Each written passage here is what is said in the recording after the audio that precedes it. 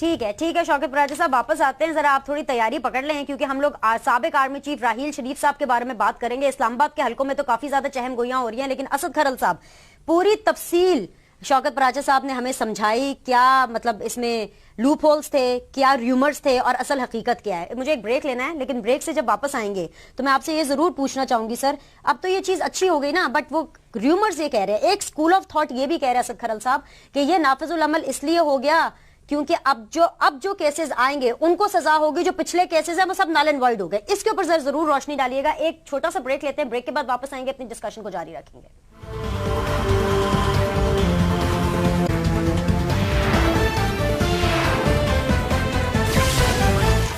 जी बगैर कोई वक्त जाया किया असद खरल साहब, अब मैं आपकी स्टोरी का वर्जन देखना चाहती हूं क्योंकि आप भी काफी इन्वेस्टिगेटिव स्टोरीज निकाल करके लाते हैं। वही जो ब्रेक पर जाने से पहले मैं बात कर रही थी कि एक स्कूल ऑफ थॉट ये भी कह रहा है कि इसको नाफिजुल अमल रातों रात इसलिए ऑर्डिनेंस ले आए, नाफिजुल अमल भी कर रहे हैं ताकि आने वालों की पकड़ हो, जो जिनका हो गया, जो खाता है वो जीरो हो जाएगा, मतलब पीछे नहीं जाएंगे। ये जो आपने पॉइंट पकड़ा है ना, बिल्कुल सर ये मैंने नहीं पकड़ा, ये लोग कह रहे हैं। ये लोग नहीं कह रहे, इसके पीछे जो मोटिव बिहाइंड द इंसिडेंट है ना, ये रातों रात जो तारीकी में अचानक से ऑर्डिनेंस आ गया, हुकूमत ये नहीं चाह रही कि इसमें कोई डिस्क्वालिफिकेशन। मैं पहली बात बता दूं, पराजा साहब ने बात डिटेल से की है, प्ली बारगेन के अंदर पहले से नेशनल अकाउंटेबिलिटी ऑर्डिनेंस के मुताबिक वो प्ली बारगेन के लिए अकाउंटेबिलिटी कोर्ट के पास ही मामला ऑलरेडी जाता है, उसमें डिस्क्वालिफिकेशन भी है, उसमें सजा भी है, और वो होती है ड्यूरिंग कोर्स ऑफ इन्वेस्टिगेशन। जो फर्स्ट आपकी स्टेज होती है वो होती है इंक्वायरी। इंक्वायरी के दौरान अगर आप पैसे दे दें उसमें भी गिल्ट आपको एक्सेप्ट करना पड़ता है, और वो होती है वॉलंटरी रजाकाराना रिकवरी जो है। दूसरा स्टेज आता है कि ड्यूरिंग कोर्स ऑफ इन्वेस्टिगेशन जब आप करते हैं तो उसके दौरान फिर ये है कि ये कोर्ट में मामला लेके जाया जाता है इंसाफ अदालत में, और इंसाफ अदालत उसको मर्जी होती है इंडोर्स करे या ना करे। इस ऑर्डिनेंस के आने से पहले भी उन्होंने रिजेक्ट किया है अभी नैब की, जो मुश्ताक रईसानी की जो चेयरमैन नैब ने इंडोर्स करके भेजी थी वहां पे, यानी उनके बिहाफ पे प्रोसिक्यूटर ने जाके जमा कराया, तो उन्होंने इस पे एतराज खड़ा कर दिया। मामला इसमें सिर्फ ये है कि चूंकि अभी जो पनामा केस आप देखें 3-4 वाकयात हुए हैं, SCCP के हवाले से ऑर्डिनेंस आता है कि 5 साल से पीछे जो ऑफशोर कंपनीज है उनको आप नहीं चेक कर सकते, तो पनामा में सारी 5 साल से पीछे है। बार हुकूमत अगर जमहूरी हुकूमत के अंदर अगर हुक्मरान उनकी अच्छी लीगल टीम हो, तजर्बाकार हो, लेजिस्लेटर हो, तो उनको कोई दुनिया की ताकत नहीं पकड़ सकती, जैसे कि ये हो रहा है। उनके पास टीम तो बहुत अच्छी है, SCCP में उन्होंने वो वहां पे उसको खत्म कर दिया। अच्छा, उसके बाद FBR के अंदर ऑलरेडी हमारे जो अशराफी है उन्होंने 5 साल से पीछे आप नहीं जा सकते, यानी 5 साल से पहले चोरी या डाका वो डाका नहीं है। अच्छा, फिर उसके बाद अगला अब क्या मामला आ गया, उसके बाद सुप्रीम कोर्ट का जो सोमोटो की पावर है, पब्लिक इंटरेस्ट के लिए कभी लिटिगेशन नहीं होगी। अब चूंकि इनको ये है कि हमारे खिलाफ फैसला अगर आ गया तो उन्होंने फौरी तौर पे एक नया वो बिल ला रहे हैं, बिल के सुप्रीम कोर्ट के सोमोटो के तहत सोमोटो के ऊपर एक नया बिल आ रहा है, या पनामा जो 24वीं जो आ रही है कि पनामा के अंदर, क्योंकि 184(3) के तहत हो रहा है ना सोमोटो के अंदर, कि अगर कोर्ट लेती है और उनके खिलाफ एक्शन आ जाता है तो फौरी तौर पर राइट ऑफ अपील जो है इसके लिए भी अपनी मर्जी से लेजिस्लेशन हो जाएगी। उसके बाद फिर अब नैब का रह गया था, एक वाहिद इदारा बचा हुआ है नैब।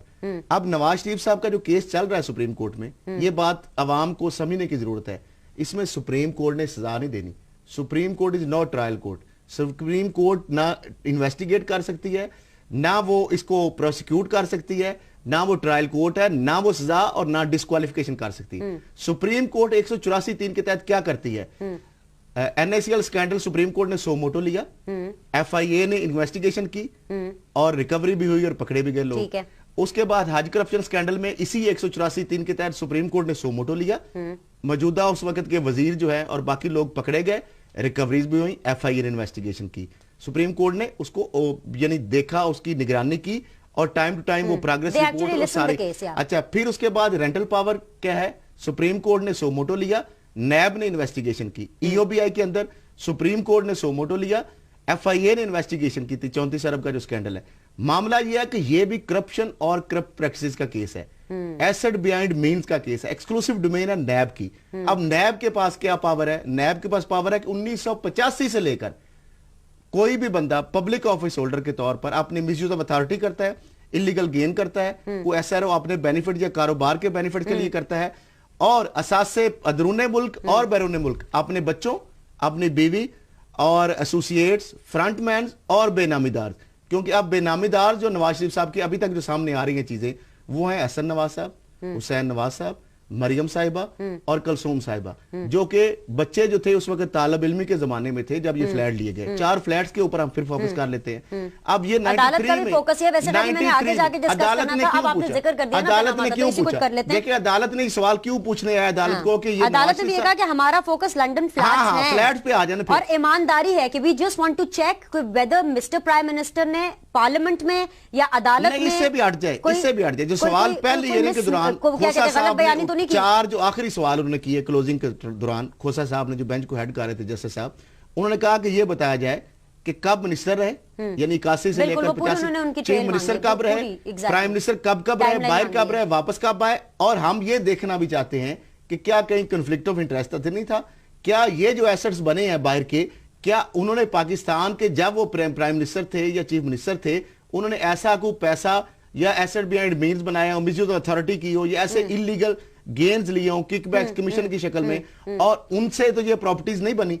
ये अदालत ने अल्टीमेटली जाना ये नैब के पास, क्योंकि कन्विक्शन का इख्तियार सुप्रीम कोर्ट को नहीं है, सुप्रीम कोर्ट ट्रायल कोर्ट नहीं है। ये वही केस जिस तरह 5 मैंने सो मोटो आपको गरमाया, बड़े मेगा जो स्कैंडल है, ये उसी तरह का ही एक सो मोटो है। अब सुप्रीम कोर्ट जब तक उनके नैब के पास सामने, चूंकि सुप्रीम कोर्ट के सामने ये डॉक्यूमेंट दोनों तरफ से आ चुके, सुप्रीम कोर्ट ये पूछेगी नैब को कि ये जब सारी चीजें हो रही थी तो आपकी सेक्शन 9 जो है, जो करप्शन और करप्ट प्रैक्टिस के अंदर, मिसयूज अथॉरिटी के अंदर, एसेट बिहाइंड मीन्स के अंदर, ये सारी चीजें हमारे सामने अगर आ चुकी हैं तो supreme anti corruption watch dog हैं आप क्या कर रहे हैं? क्योंकि नवाज शरीफ के 12 इंक्वायरीज पेंडिंग है, ठीक है, शहबाज शरीफ साहब की पेंडिंग है, और उसके ऊपर भी नैब कोई, ये जो हदेबिया पेपर मिल वाला, जो पार्क लेन वाला सारा, ये भी फ्रेंडली प्रोसिक्यूशन हुई है, इसमें एक्विटल नहीं हुई। अच्छा, और नैब अपील में भी नहीं गया। ये भी मामला उधर आया सुप्रीम कोर्ट में कि नैब अपील में क्यों नहीं गया, चेयरमैन के ऊपर। दूसरा पॉइंट ऑफ व्यू, शौकत बराचा साहब, ये